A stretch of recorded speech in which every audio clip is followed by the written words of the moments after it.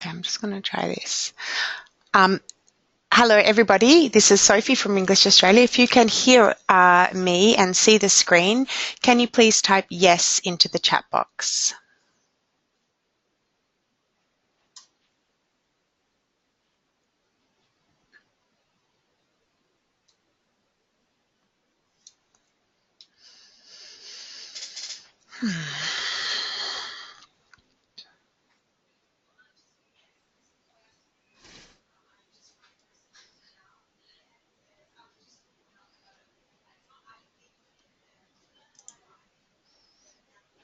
Okay, my audience view is showing.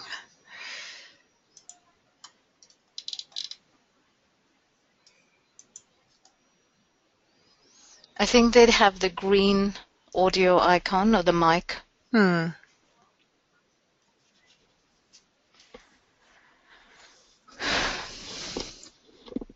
Okay, we've got some yeses. Great. Oh, great. Perfect. All right. Thank you, everybody.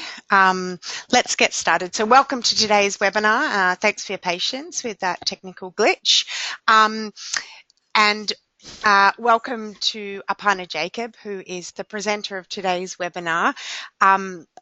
Aparna is an education manager at the Centre for English Teaching at the University of Sydney. And Aparna is not new to the management area. She was also DOS at Strathfield College from 2012 to 2015. And recently, Aparna has been appointed as a general delegate of the English Australia Board. She's our newest board member, and we're delighted to welcome her to the board. And we really value the perspective that she brings on leadership and women in leadership to the English Australia Board. It's fair to say that Aparna is passionate about leadership. She's not only completed her IDLTM, but now she's also pursuing an MBA with a leadership specialisation. So on behalf of English Australia, thank you for presenting today's webinar, Aparna. Thank you, Sophie, and thanks everyone for coming along to this webinar. Just before we started, Sophie asked me how I got interested in leadership and especially gender and leadership, and what I said to Sophie was it actually started while I was at English Australia. It was a time when we were organizing the conference. I came across the FAIR list, which was completely new and amazing for me. But also at English Australia, as part of the members survey, we received several requests from members to have more in terms of professional development for managers, and especially female managers, to set up forums or networks where we could compare and share advice. And that's how the first webinar with Sue Blundell and Dawn Hewitt talking about women in ELT management came about. And if you remember, Sue talked about building a unique personal brand, and Dawn Hewitt was talking about a work-life balance and the best way to achieve that. So as we go through the webinar today, I'd like to first say that I'm not an expert by any means. There is a lot of you in the audience that know more than me and have been in the industry for a lot longer than I have. So as we go through the webinar, if there are points made that trigger a question or a comment, I request that you please record these, and at the end of the session we will have time to discuss and comment on some of the thoughts we have. I'd also like to start by saying thank you to a lot of the people who participated in the Women in Leadership survey that English Australia has publicized quite a bit. We've had 33 responses from female managers both in Australia and overseas. And today's session, I'm really hoping to showcase some of those comments that we received. So as Sophie mentioned, my starting point has been this MBA I'm doing with a leadership specialization, and I was surprised at how many times gender and leadership came up in that course. I also went ahead and did a MOOC on women in leadership with Coursera, and that was very, very interesting.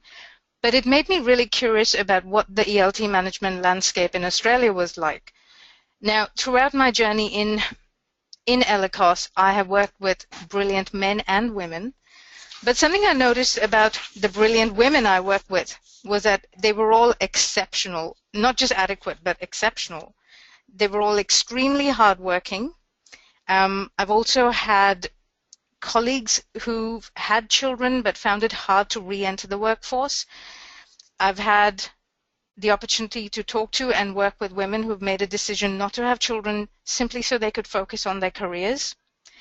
And then I've also had the opportunity to work with extremely powerful people like Sue Blundell in the industry, and have been very curious about how they achieve these high levels of professionalism, knowledge, power, and how they balance it with everyday demands of their life.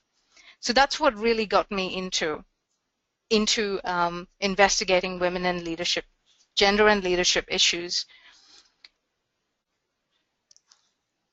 The other things that happened around, I think, October or August maybe last year, was I came across Fiona Thomas's post on women and leadership, and that really got me thinking. So Fiona starts off by saying she's never considered herself a victim of sexual discrimination, but some of the opportunities in the industry were instigated and supported by two men. And then on reflection, thinking back to all the LTOs where she has worked, the directors at these organizations have been men, and that's what got her thinking. I also found a talk by Nicola Prentice and Russell Payne that they delivered at IATEFL 2015, where they talk about, where the topic was, where are the women in ELT? And what I found amazing was the backlash they received for this talk. So if you click on these links, you will find both the session and the response to it, and Nicola's response to the backlash.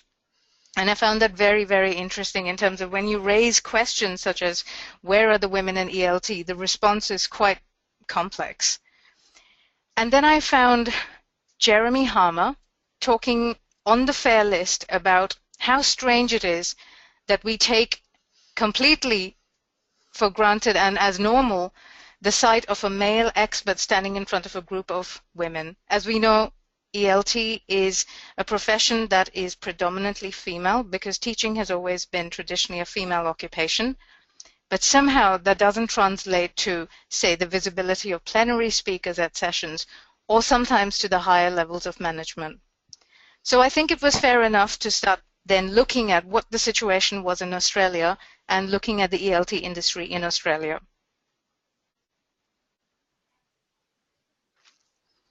Now, we know that the ELT industry, I'm sure it's not just limited to Australia, but is characterized by lean organizations where we make do with nothing. We do everything with so little, but the expectations are sky high. Managers are constantly being asked to extract more out of their staff with limited resources, and this negotiation for resources is constant and unrelenting. As managers, we're constantly trying to balance cost, keeping an eye on that profit and that bottom line with academic excellence in terms of delivery of courses and learning for our students, and also the teaching experience for our teachers. Because often this is a seasonal market, we struggle with maintaining class averages and face incredible pressure from various stakeholders like the marketing team, the owners, the agents, and the students. I think what complicates things even further for managers is the fact that this is an industry where there is a lack of recognition for teachers. We still hear jokes about ELT not being a real profession for teachers, and this lack of recognition can be really damaging. For one, we have a highly casualized industry that teachers move in and out of, and it's up to the managers to keep investing in their staff and trying to build a culture of excellence with those limited resources, while constantly dealing with staff turnover, the hiring and letting go of staff. It's incredibly stressful and draining. But then we asked the respondents of the survey, were there unique pressures faced by female managers in this industry? And some of the responses were as follows. I'll give you a second to have a quick look. Well, I'll give you a couple of seconds to have a quick look.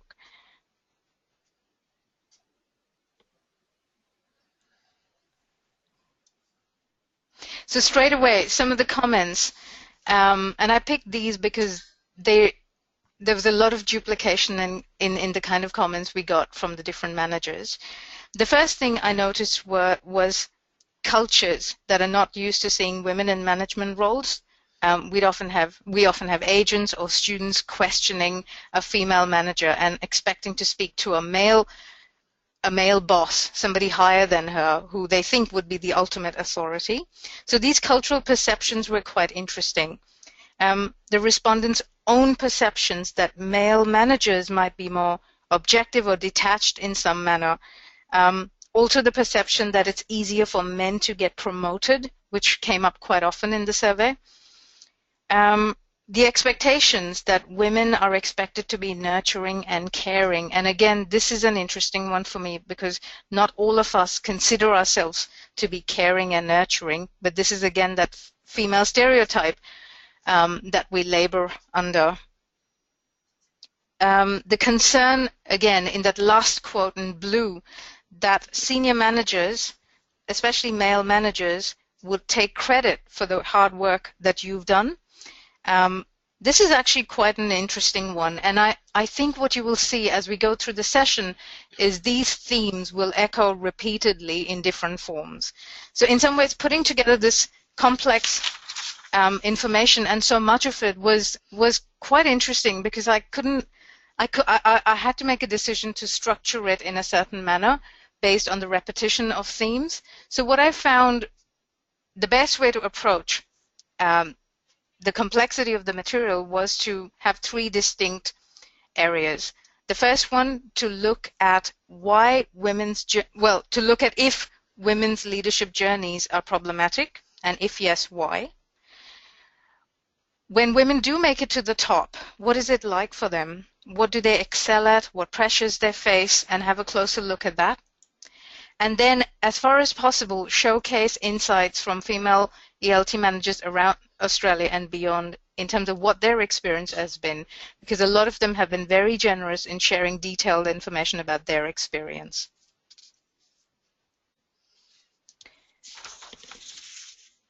Now, while the study of leadership itself is nearly a century old, it wasn't until about 1970s that academic researchers started looking at gender and leadership. And of course, the glass ceiling is a metaphor and a construct that we're all very familiar with. The glass ceiling is defined as an invisible barrier preventing women from ascending into elite leadership. And the implication seems to be that until you hit that single impossible barrier, everyone has equal access to the lower level positions. But in 2007, Eagerly and Carley put forward the idea of the glass labyrinth, which I think is a more positive, accessible, and authentic representation of the kind of challenges we face, because we know that our journeys are riddled with challenges all along the way, not just at the top. But it's also more positive because we know that this labyrinth can be navigated and has been successfully navigated by women. There is also the idea of the glass escalator that white men in particular appear to ride, even in female-dominated occupations like ours. Now, if I could just remind you of that comment that we just saw, it is easier for men to be promoted more quickly than women. Whether this is a perception or whether this is the reality, this could be an instance of the glass escalator in action. So is there a gender gap in ELT management and leadership? So gender gap is a global phenomenon where women are disproportionately concentrated in the lower level and lower authority leadership positions. So in order to get the answer to is there a gender gap in ELT management, we asked the question in two different parts. First, we asked the respondents if they felt there was an overrepresentation of women in the ELT industry at teacher and mid-management level, and 56% said yes. We then asked, if you said yes to the previous question, do these numbers translate to senior management positions? And 87% said no.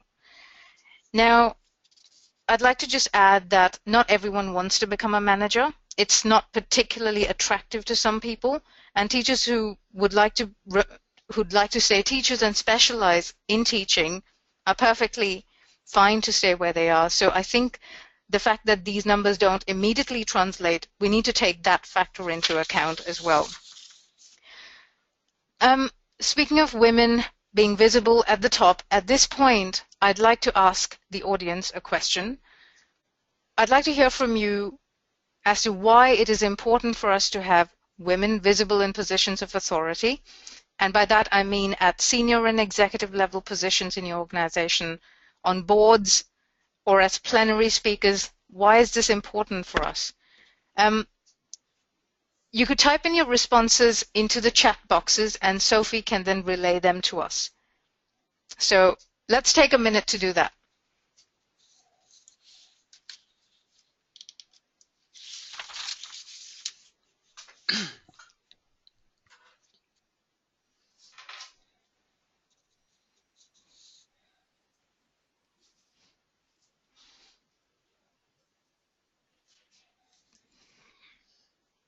Sophie, do we have any responses coming in? Yeah, sure. I've got a few. If other people would like to keep typing in their responses, that'd be great, and then I'll summarize.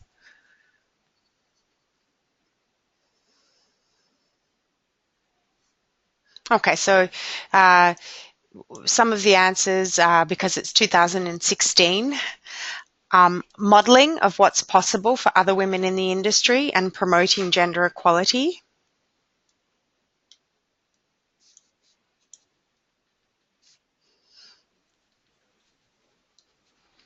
Otherwise, if there weren't women visible, it wouldn't be a true representation of the industry, which does have so many women working in it. So a lot of answers are focusing on, modelling for other women and building confidence and a sense of rapport for other women. Yep. On their career journeys. That's excellent. Yep. Someone's also said to effect change in the industry. Yep.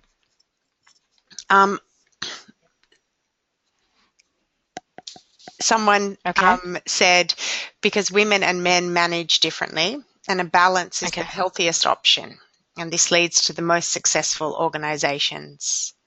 That's great. So yeah, great. So, a few other people mentioned the difference in approach. Thank you. Thanks, Sophie. So far, we've got modeling and the importance of having role models at the top. It can be very discouraging for women to not see people like them at the top, because otherwise we're just left with male role models, and there is nothing wrong with that. But as someone else said, women and men lead differently. So if we don't have those positive role models, we're not able to assess and arrive at our own standards of leadership as women. Promoting gender equality, yes, definitely, because without that balance, again, as someone said, women and men represent diverse viewpoints. They each have their own view. Each gender has its own viewpoint, and without one, we can't say that it's a balanced representation at the top. So if we look at some of the, well, let's look at two organizations that are quite relevant to us, English Australia and NEAS. In terms of board members, we have, at the moment, 7 female board members, and my addition tipped the scale to this 50-50 ratio, which is very nice. I think with NEAS as well, they have 4 female board members and 3 male board members.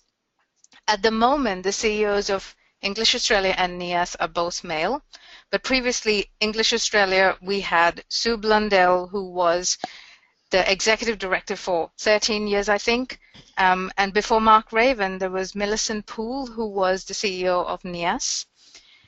Both English Australia and NEAS have had female chairs, which is, again, very positive.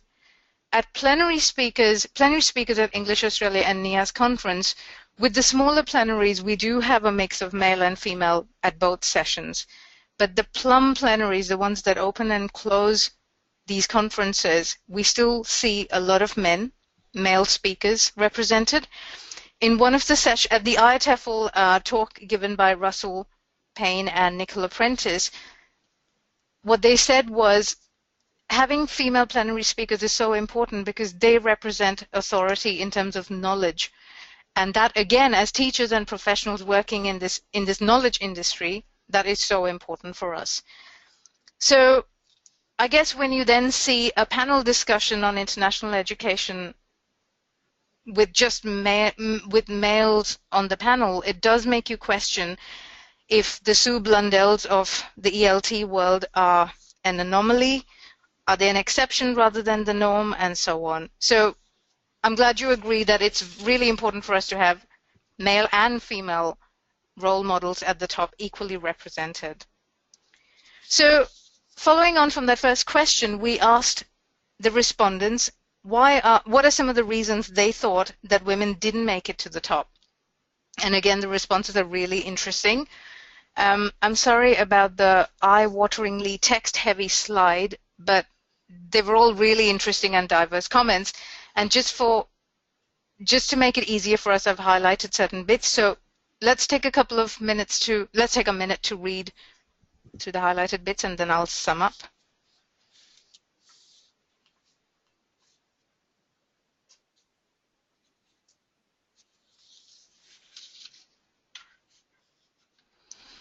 So the first thing I notice is that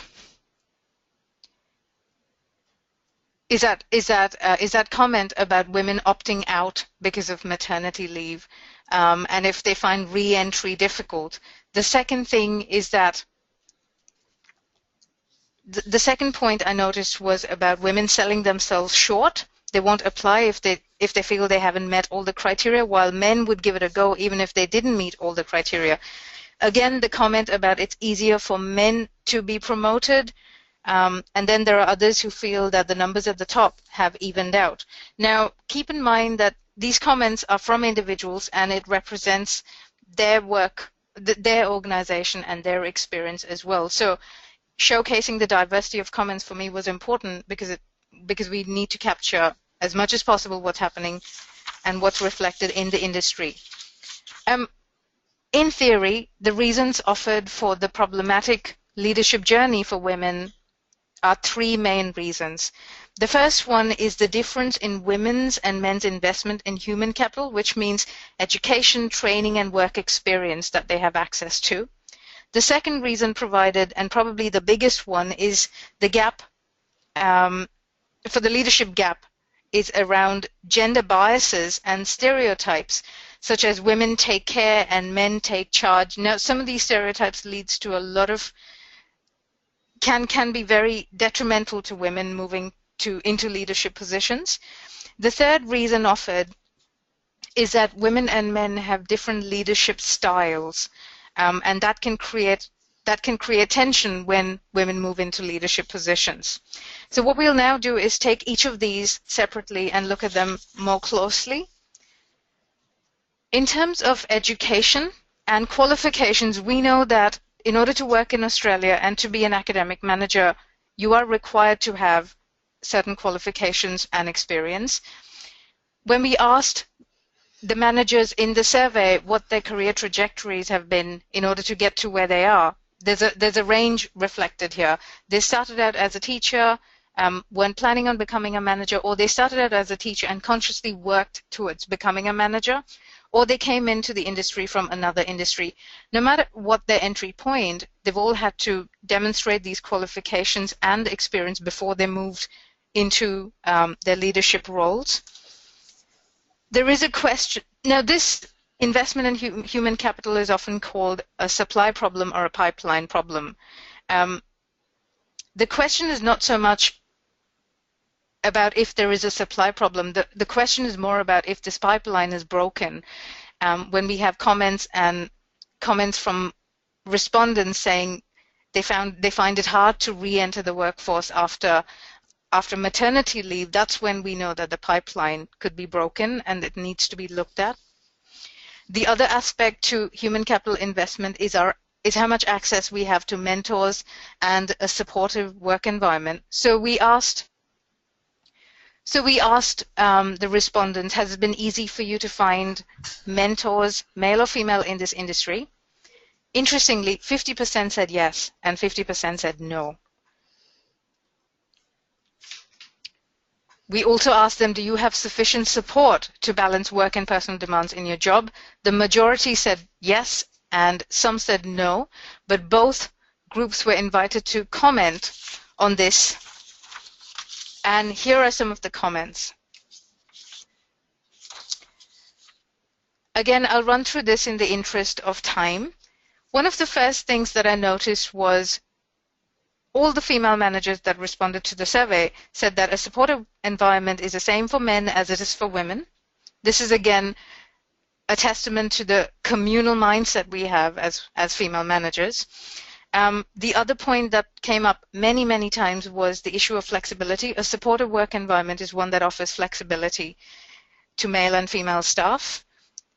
The other comments that I found really interesting were a supportive work environment is one that accepts diversity of views and discussions and appreciates it, one where women are not excluded from informal networks, one where women were not afraid to have a voice. And one thing that came up and that really, really was interesting was people who were unfamiliar with the blokes code. Now, what is this blokes code? I think one of the things we need to keep in mind is that the systems we operate within have been set up by men traditionally at a time where there were not as many women in the workplace to make these decisions. And this is yet another reason we need women at the top to be able to amend these systems and make it flexible enough and diverse enough for us. If you look at the comment in blue, it says, where opportunities are merit-based and getting the ear of the senior management does not involve having to go to a sports match or demonstrating that I'm one of the blokes. Going to a sports match or going to a pub, these are examples of how you form informal connections at work. And as managers, we know that it's often not your position that gets things happening. It's the people, it's who you know. Informal networks are a very, very precious resource for women, and if you don't have access to this, either because of the culture of your organization or because you're not interested in participating in this, this is a problem for advancement. This is a problem that is quite serious and impedes advancement into higher positions. The next point that I'd like to talk about. Oops, I think I've gone too far. Okay, the next point, the second reason we talked about as one of the big reasons that is problematic in the journey to the top is prejudice, bias, and stereotypes about women. A stereotype is a cognitive shortcut that we use to understand groups or group members. One common belief would be women take care and men take charge. Other myths and stereotypes faced by women leaders are,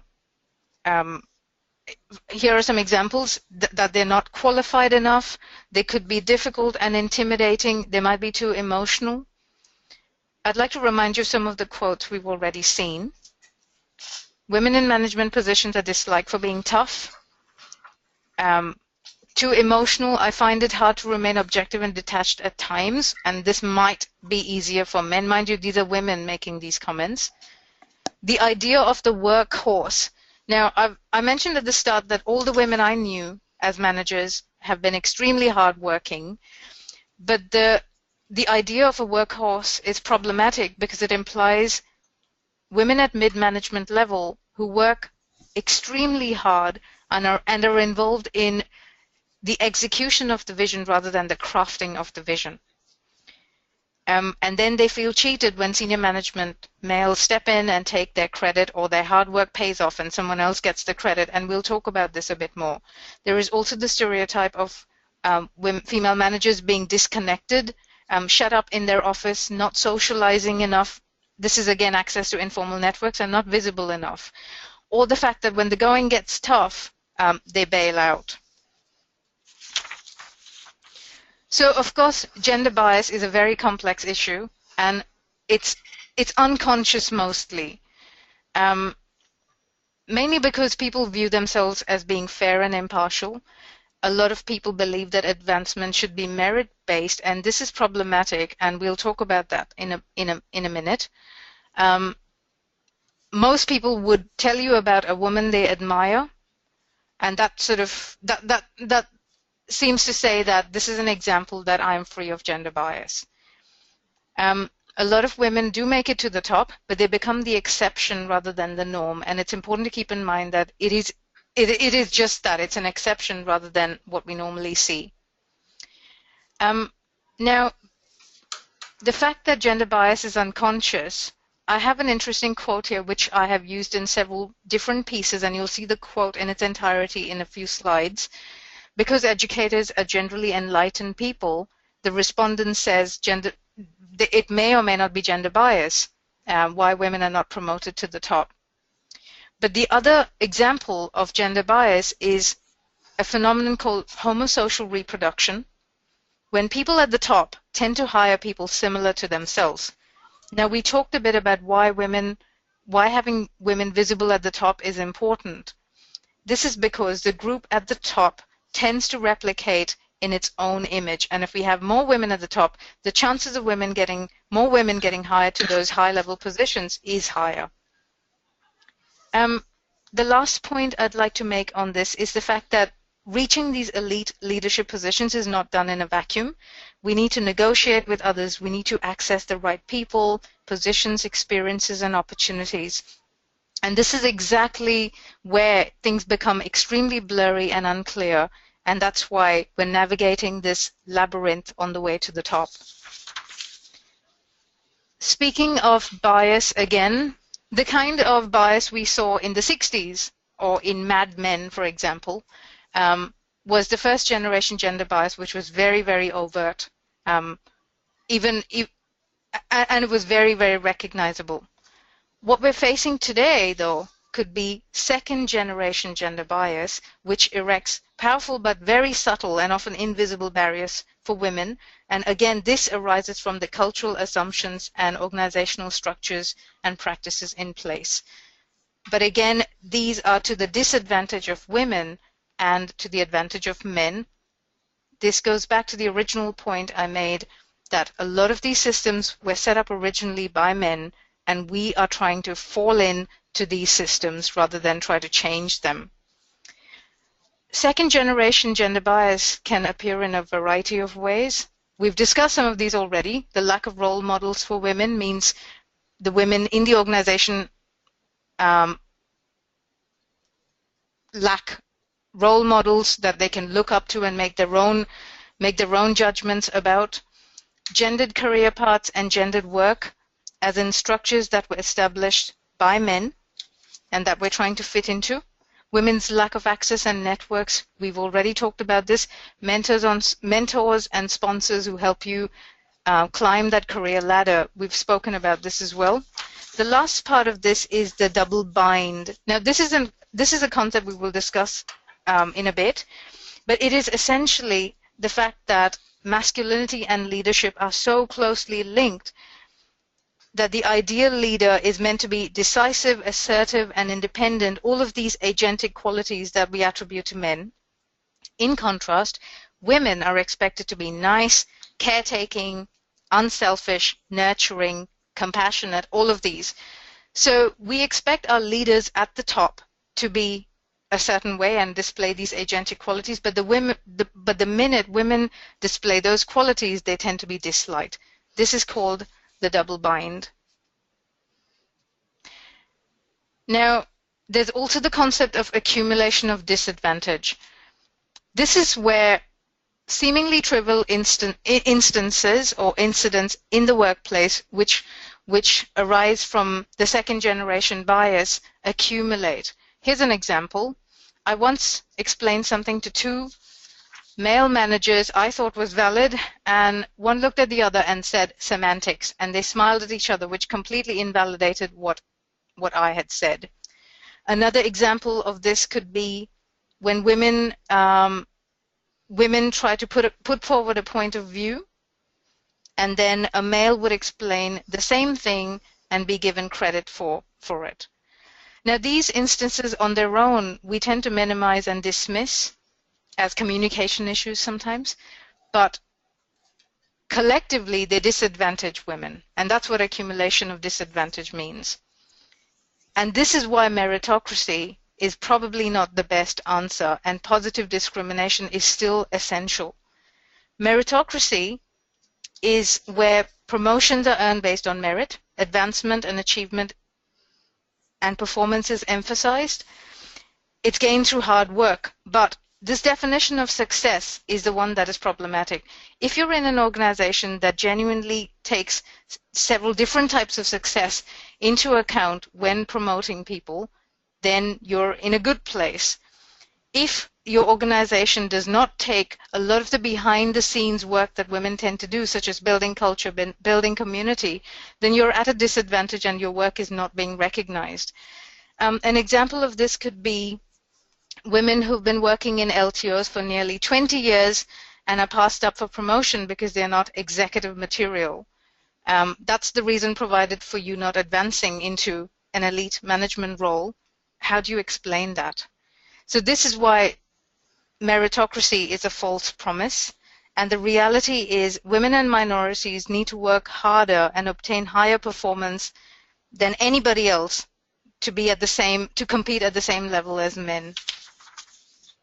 So we asked our respondents, sorry, I'm just keeping an eye on the time. So we asked our respondents if they felt there was a gender bias in the ELT industry. The majority of the respondents said no, but what I found interesting is the 29% that said yes and the 29% that said sometimes. More than 25 years ago, there was a social psychologist, Faye Crosby, who stumbled on something really surprising.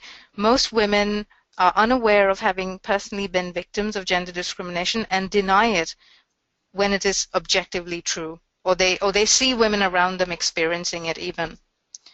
And here's that quote that I have broken up into different parts in the previous slides in its entirety.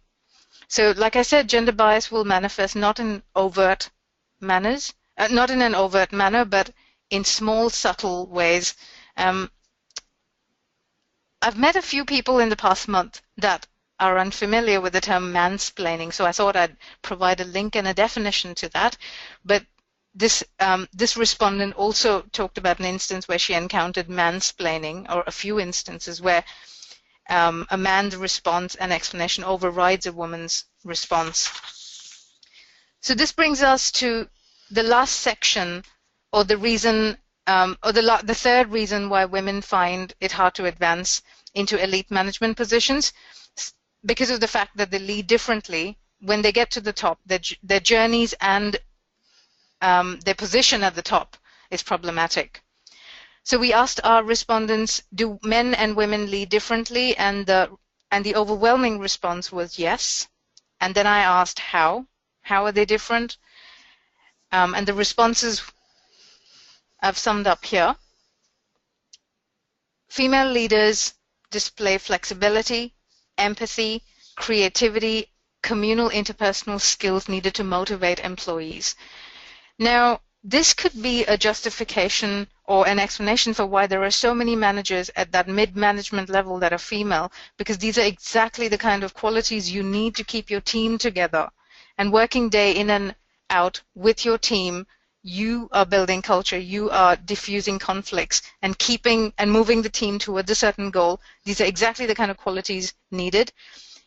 Female leaders also have great listening skills, according to the respondents, patience and empathy, they're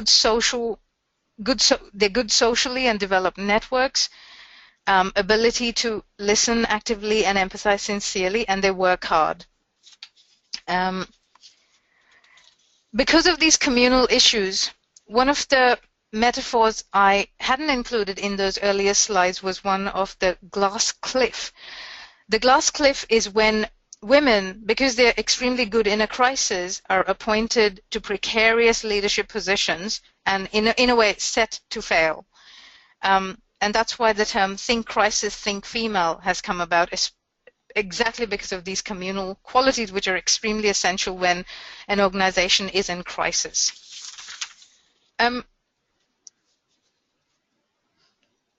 As part of the survey, I wanted to test out some of the some of the ideas I had heard about women and some of the areas that I thought were problematic. So we put forward some of these statements for a comment and a response. The first one: women in management positions put a lot of pressure on themselves to be exceptional. Women in management positions are disliked for being tough. Women are less likely than men to promote themselves. Women are less likely than men to ask for a raise or initiate a negotiation. Women will typically over-prepare for an interview, meeting, or presentation. Women use an interpersonal approach to management while men are more task-oriented. Women in management positions feel pressured to be nurturing and caring. In blue, I've highlighted the strongly agree and agree, which are also the higher scores.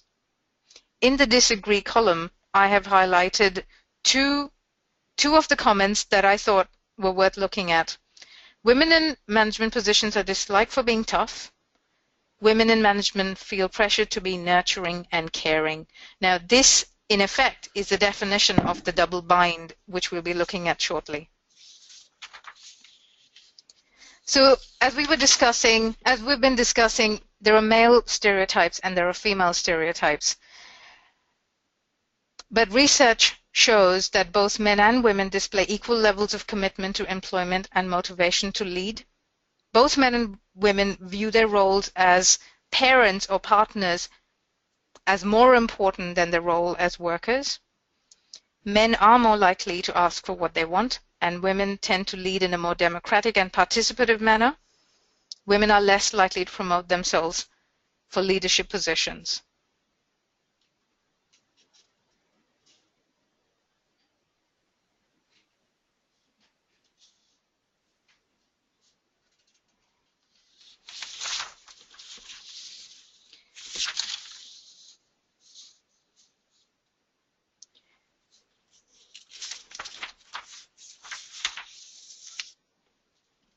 I'll just go back to that slide, and I'd like you to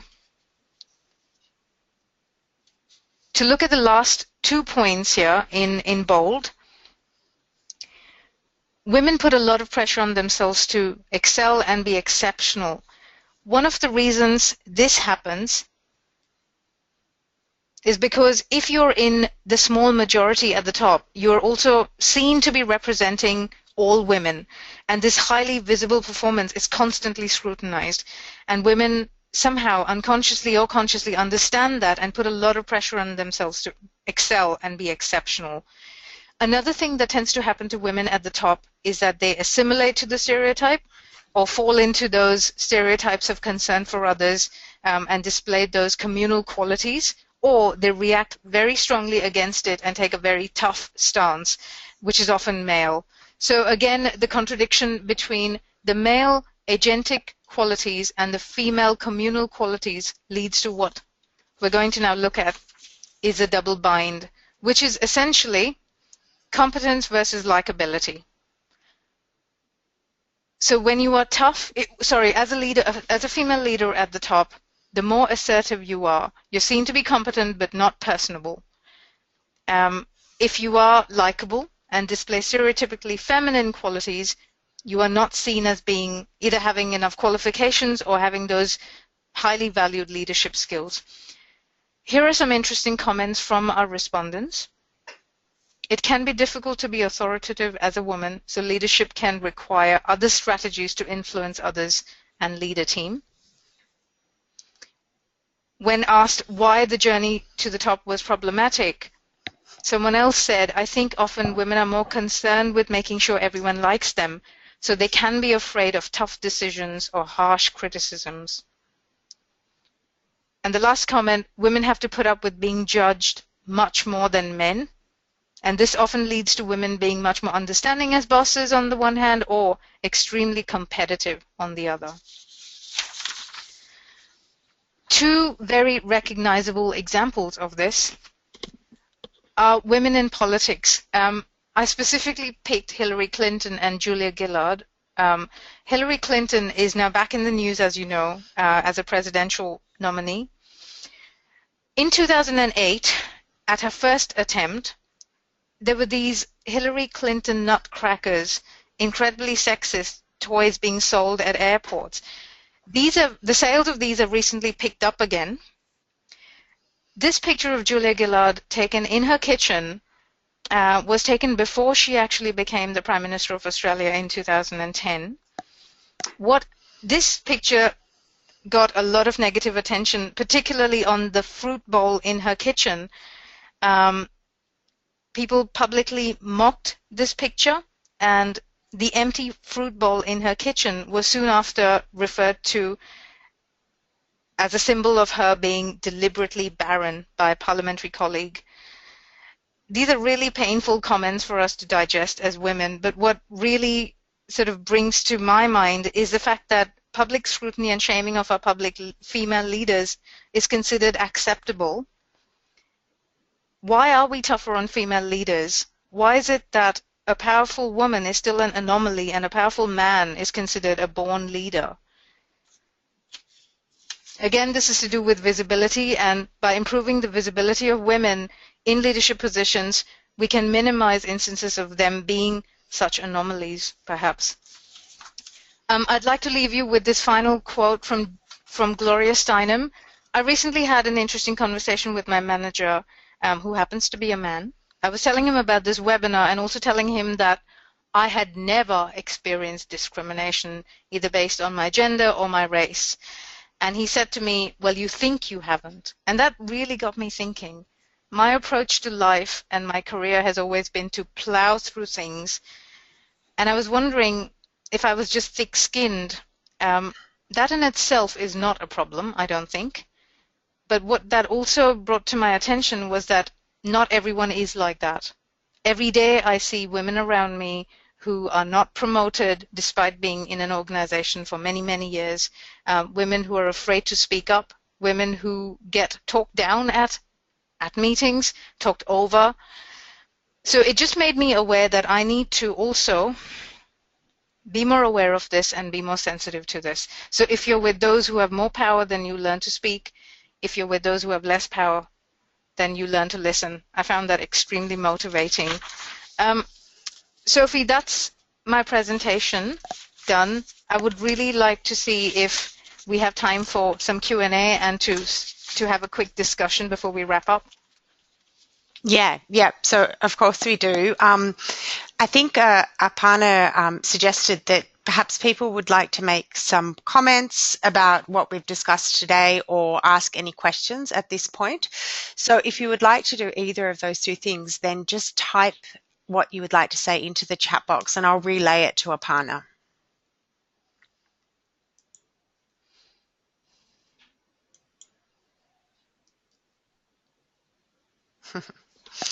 Someone has said that the final quote is gold. Thank you, Aparna. I like it too. It was a real discovery, and I found it on that MOOC course that I did. I highly recommend doing that course. So Aparna's slides and the presentation will be available on our website in the webinar section. So if there was a lot of text from the survey and other resources which Aparna didn't have time to go through, so you'll be able to access them from there. Okay, there's a question. I'd be interested to know if there are any men on this webinar, Aparna. Aparna, you go. Okay, well, my boss, the one I had that conversation with, promised he'd be here, but I don't think there are too many men on this webinar. I think on our list of attendees. One man had registered. Okay, all right. But Great. I did notice when I mentioned the webinar on Facebook, a lot of men, or some men, had liked that. Yeah. I got an interesting comment on LinkedIn saying, unless more men participate in these discussions, how can we make any changes? And that is true. I attended this talk with at the Opera House at the Festival of Dangerous Ideas, where Germaine Greer was talking, and a man asked how do I become more sensitive to female issues? And Germaine Greer very cheekily said, that's your problem. But actually then she went on to respond that be part of the conversation, and you will and you will gain knowledge that you didn't have before, and then it's up to you how you want to use it. And Helen Zimmerman from Navitas said exactly the same thing. She said, once you're privy to this knowledge, you need to make some decisions. And I think that second generation phenomenon that you were speaking about, where things can be subtle and unconscious, feeds into what you're saying now. You know, just becoming conscious of the issues helps towards you know, improving things. There's another question, or it's a comment. I can very much relate to the double bind, likability versus competence, and constantly being judged as being either of those. I almost never hear people dissecting the likability of my male boss. Yeah. Yeah. A lot of the female managers I've talked to, and experts among the audience, please feel free to comment on if you also experience challenges because of this double bind we face. I have noticed many times that, yes, we over-prepare for interviews. Yes, we worry about being liked by our staff. It's very, very hard to not try and think of it about being liked. And there are women who prepare well in advance before they go into a conflict because they're trying to manage the other person's feelings as well as their own in these situations, because I think unconsciously all of us as managers want to be liked by our staff, and the double bind is quite complex in that.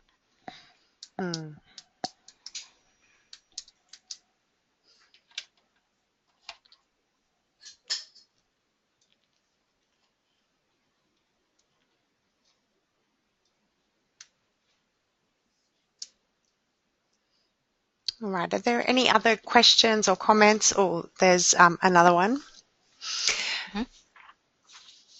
It's a comment. I think many women and men choose not to see gender discrimination.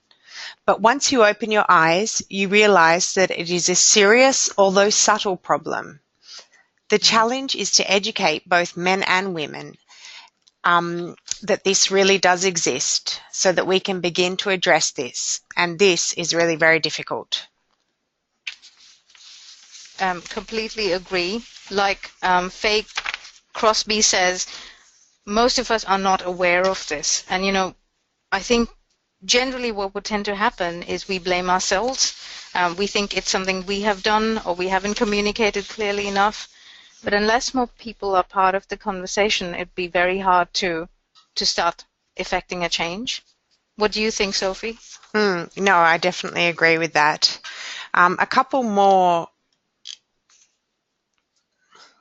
comments have come through about mentors. Sorry. So someone has said, regarding mentors, I read an article about a manager that took on 2 mentees, one male and one female. The manager unconsciously focused on developing confidence in the female mentee while focusing on management skills in the male mentee. Now there's a question. How can female mentees advocate for these management skills when the manager doesn't see them as a potential leader? Okay, I'll have a go at answering this question, and then I'd like to also invite the others in the audience to comment on this particular question. Sophie, can you just repeat the last part of the question again? How can female mentees advocate for these management skills when the manager doesn't see them as a potential leader?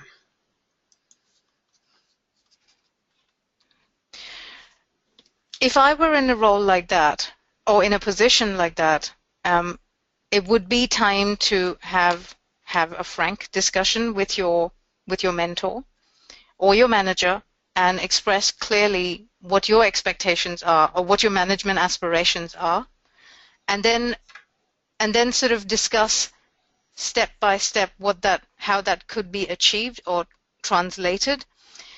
I think that's a good starting point for a conversation, because in many ways this is not easy for managers or for those aspiring to work with managers who may or may not be aware of these issues. Anyone else that wants to pitch in? Okay, someone else has contributed to the question's answer and has said the short answer is learn to speak. Know what you want from the mentorship and ask for it. Excellent. Yeah, that's great I advice. agree. There's another comment. If you didn't see Q&A on Monday night, it's worth a watch. Check out the dialogue between Van Badham and Steve Price. I will check it out. I was busy preparing the webinar, but I will go back and have a look. Sure. Someone has asked a question / comment. The idea of woman as workhorse really resonates with me. But what are we to do? Take a step back. The work needs to be done. There's a couple of questions. I mean, it's a great question. Thank you.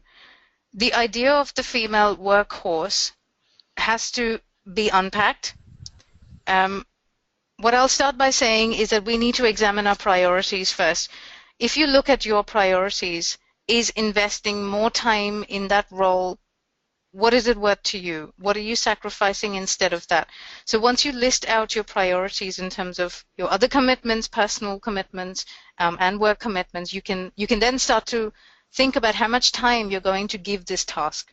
Of course, the work needs to be done, which brings me to the second part of the answer, which is a question of resources. Saying no upwards is extremely hard. Again, this means you need to either have a conversation about it or just start saying no to your managers in a diplomatic but firm manner. Easier said than done, I know. Would anyone else like to add to this?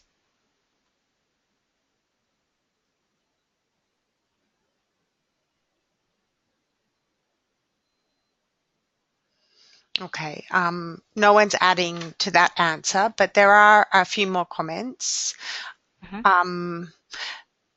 Someone has added to the answer, which is that you can be specific about what you will do. Another comment, I co-manage a college with a male manager, and the quote, "Women take care, men take charge," really resonates with me.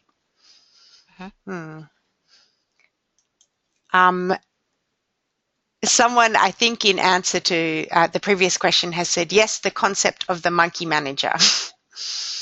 The monkey manager, I haven't heard that one before. Okay, perhaps the person who made that comment could quickly explain what they mean, but I think we pretty much know what you mean. Like juggling? Yeah. Sorry, I will not venture a guess. I'll wait for it. This comes from the 1 Minute Manager series. Okay. Monkey management, taking on other people's monkeys. Oh yes, the monkey on the back. That sounds. Is that the one you're talking about? Okay. Anyway. Yep. Thanks, Sophie. That's it. They've said. Okay, great.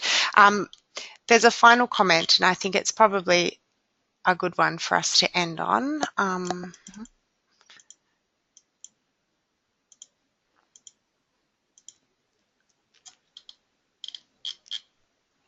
It was a thank you. Sorry, I'm just going back to find it.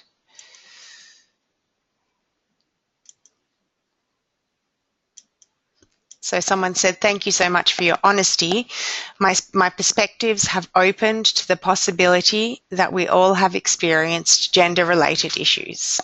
I think... thank you for that. Yeah, that's true for me as well, after speaking to you about this, Aparna. Well, thanks. Yeah, I'd also like to thank Aparna on behalf of English Australia for doing this important work for our industry through organising this session and also preparing the survey and sharing the answers with us. I think you've certainly helped us put names to some of the concepts of gender bias, which, as you say, can be subtle but powerful. And certainly today's session will help us in navigating this labyrinth, as you call it. So thank you very much, Aparna. Sophie, thank you so much. I just wanted to also very quickly say that we don't need to stop this conversation. Sorry, I'm trying to get back to the previous slide about the conference, Sophie. Yeah. Yep. At the English Australia conference, we have several experts, well, they don't like to call themselves experts, but they're leaders in our industry, that I think we can learn a lot from. We're organizing a session which will have mini workshops on these specific areas that female managers have asked for. So transformational leadership, which is an excellent leadership style for women, and you'll find out why at the session. Assertive communication, which we know is absolutely essential for us. Strategic thinking skills and how to develop these, as opposed to the operational stuff that people seem to think is all women are good at. And how to negotiate for resources, more pay. Just asking and talking to others always demands negotiation skills. Cherie and I are convening this session at the English Australia conference, and I really hope you can join us there to continue today's conversation and take away a few tips and strategies that we can implement at our workplaces. And of course, please feel free to get in touch with me. Sophie, can we just go to the next slide, please? Sure. Please feel free to get in touch with me. The survey will be open until September, and this is the link. So if you'd like to jump on and do the survey, it's quite an involved survey, and it'll take you about 20 minutes to do. And if you'd like to see the summary of responses in September, please feel free to email me, and also please connect with me on Facebook and LinkedIn, and we can keep talking. And can I suggest that if anyone wants to continue the conversation from this particular webinar, I posted on Aussie ELT that the webinar was going to happen, and have started a thread about the webinar. So perhaps we could continue the conversation there, if that's okay with you, Aparna. Oh, that's fantastic. Yes. It's brilliant. Thank you for doing that. Yeah. Okay, great. All right. Well, thank you once again, Aparna, and thank you to everyone who attended. And yeah, I think this is definitely one that the conversation will continue about. So yeah, let's keep that in mind. Thank you, Sophie. I had a lot of fun putting this together. So thank you for having me. Thank you.